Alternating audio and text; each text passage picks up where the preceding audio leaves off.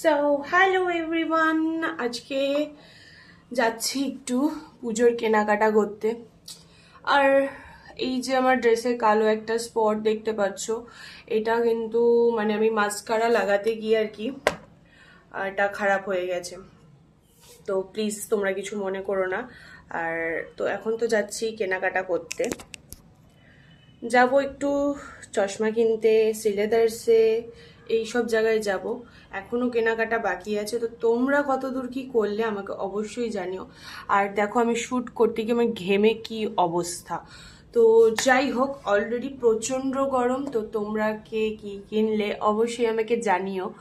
আর কিছু ইউনিক কিছু এবছর আছে কিনা সেটাও আমাকে জানিও, কারণ আমি তো বিহারে থাকি, বিহার থেকে কলকাতায় এসেছি শপিং করতে। তোমরা অবশ্যই জানিও আমাকে তোমরা কে কি শপিং করলে।